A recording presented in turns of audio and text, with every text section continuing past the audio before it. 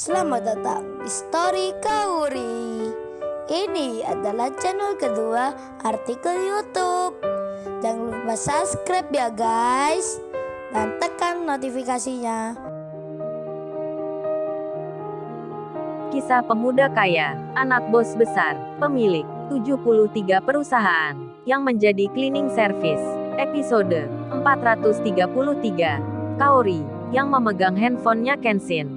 Tak sengaja ia melihat pesan yang baru saja masuk.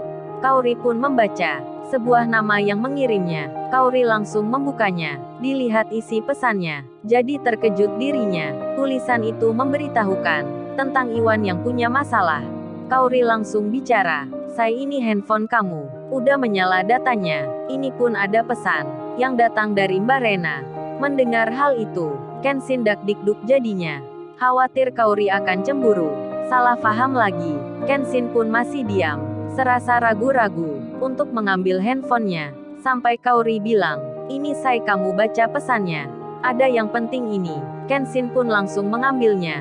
Kemudian dibacanya. Terkaget dirinya. Iwan temannya lagi tersangkut masalah. Sedang diperiksa di polisi. Kenshin lalu bilang ke Kaori, "Berarti ini Kaori. Tadi malam kejadiannya. Sewaktu kita berangkat." Kaori pun menyahutnya, "Iya, saya itu emang benar. Sampai Mas Iwan salah kirim ke nomornya Mbak Rena."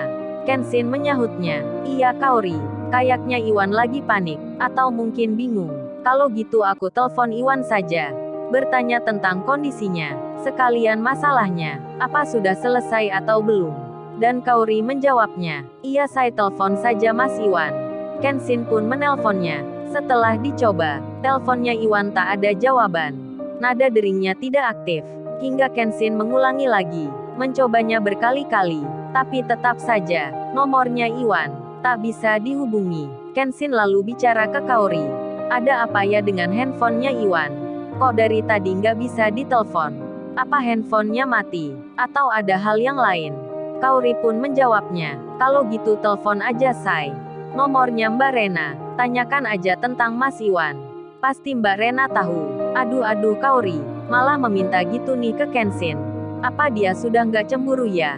Atau memang Kaori udah welcome dirinya?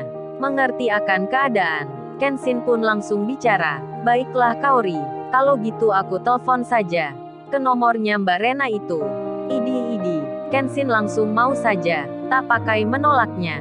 Saat Kaori bilang begitu. Dan dengan segera, Kenshin menelpon Rena. Ketika itu si Rena yang di rumah lagi berada di ruang tamunya.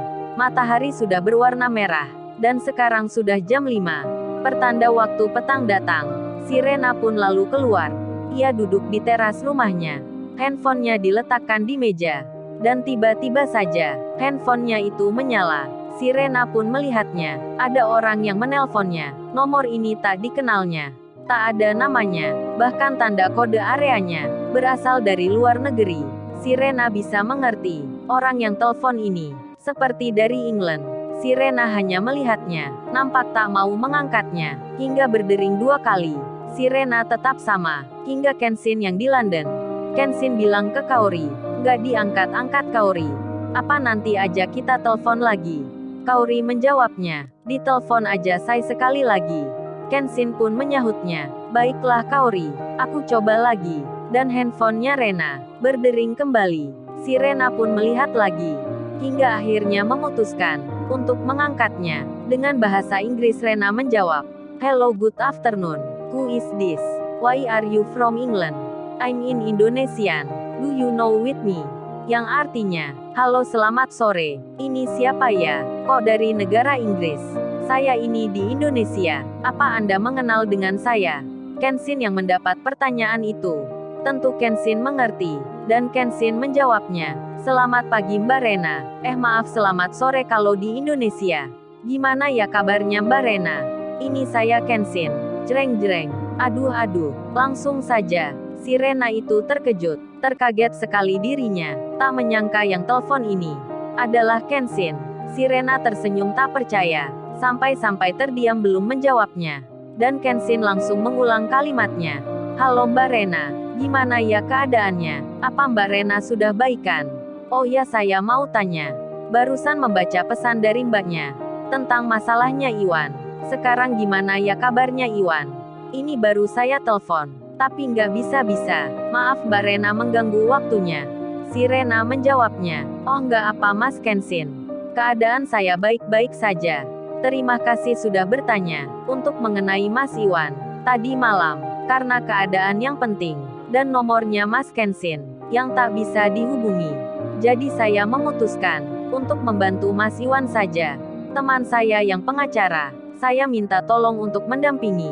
Kensin menyahutnya, terima kasih Mbak Rena, dan Rena langsung melanjutkan, oh ya ini tadi baru saja, mendapat kabar dari teman saya. Namanya Della, pengacaranya Mas Iwan. Mas Iwan semenjak tadi malam, katanya langsung jadi tersangka, dan besok pagi, Mas Iwan dan temannya, akan dipanggil lagi, untuk yang kedua kali. Kensin yang mendapat kabar itu. Sampai Kensin bicara, hingga terdengar oleh Kaori. Apa Mbak Rena, Iwan jadi tersangka? Kok cepat sekali? Emang Pak polisinya nggak melihat apa masalahnya? Kan Iwan melakukan itu. Ada alasannya. Rupanya Kensin sudah melihat video yang dikirim Rena. Dan si Rena langsung bilang, iya benar itu Mas Kensin. Tapi kata Della temanku itu, semalam, orang yang bersangkutan, yang melaporkan Mas Iwan, membawa 5 pengacaranya. Della pun khawatir, kalau besok pagi, Mas Iwan akan ditahan.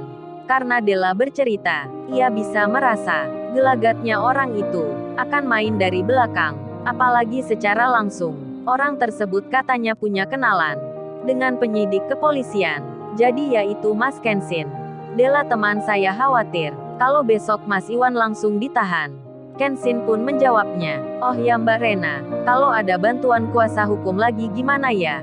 Apa teman Mbak Rena bersedia? Dan Rena membalasnya, ya tentu bersedia Mas Kensin. Namanya juga jadi pembela, makin tambah orang kan makin baik.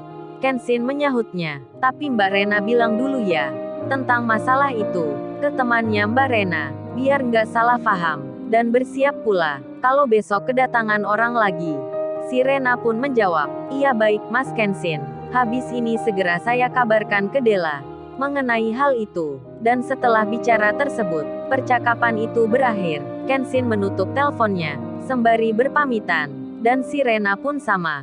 Bahkan ia sampai lupa, tak bertanya ke Kensin, tentang tujuannya ke London, sedang bersama siapa. Si Rena hanya mengira, pasti terkait pekerjaan, dan Kensin sendiri, lalu ditanya oleh Kaori. Saya ini aku dengar tadi, Mas Iwan katanya tersangka, kok bisa begitu? Padahal yang salahkan bukan Mas Iwan. Kensin menjawabnya, iya Kaori itu benar, lagian Iwan kenapa juga, nggak telepon ke ayah, minta bantuan ayah kan bisa. Kaori menyahutnya, mungkin Mas Iwan segan kali, atau nggak punya kesempatan menelpon, dan juga datang ke rumah kamu Say. Kan Mas Iwan baru tadi malam diperiksa. Kensin pun bicara, iya kali Kaori, kalau gitu aku telepon ayah saja. Kan Iwan itu sudah pernah ditawari. Kalau ada kepentingan, jangan segan minta ke ayah. Kaori pun menjawab, dengan mengiyakan, dan Kensin langsung saja menelpon ayahnya. Lalu, bagaimana kisah selanjutnya? Subscribe channel ini untuk episode berikutnya. Terima kasih. Jangan lupa ya guys, untuk kelanjutan ceritanya ada di channel Story Kaori. Jangan lupa subscribe ya guys, dan tekan notifikasinya